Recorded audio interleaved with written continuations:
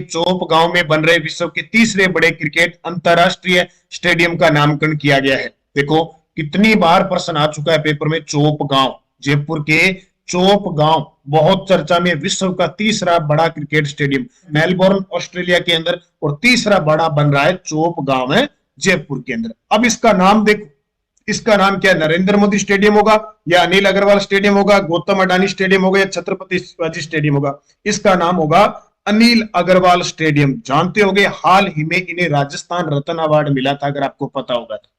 क्या मिला था? राजस्थान रत्न अवार्ड।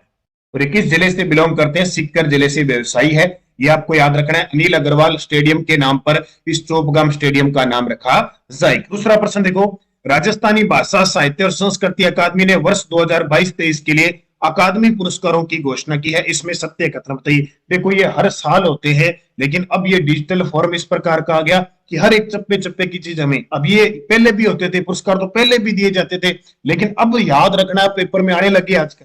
तो राजस्थानी भाषा साहित्य संस्कृति अकादमी है कहां पे? बीकानेर में। इसमें पुरस्कार दिए गए, अब बहुत सारे पुरस्कार दिए गए, लेकिन अपने को फिक्स 4-5 याद रखने, ज्यादा तो दिमाग खराब हो जाएगा, जो मेन है वही नहीं याद रखा।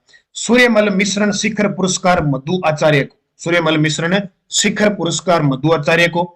शिवचंद भरतिया गद्य पुरस्कार कमल रंगा को, कमल रंगा का नाम सुना है, पिछला 2022 का राजस्थान साहित्य अकादमी पुरस्कार मिला।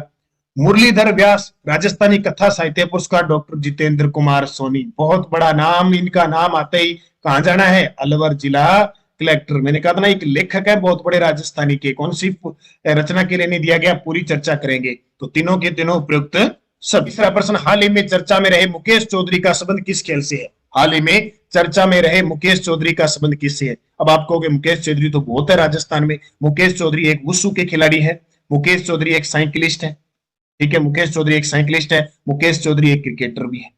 तो यहाँ अब पेपर में ये आता है, रेट फर्स्ट लेवल में आपने देखा होगा कि हाल ही में चर्चा में रहे धनंजय दर्जी का संबंध किस खेल से है? ताजा उन्होंने माना है फुटबॉल, क्योंकि ताजा वो फुटबॉल भी खेलते हैं, क्रिकेटर भी है, हॉकी के खिलाड़ी भी है, लेकिन हाल ही में चर्चा में रहे तो मुकेश चौधरी हाल ही में चर्चा में रहे वो फुटबॉल के खिलाड़ी है।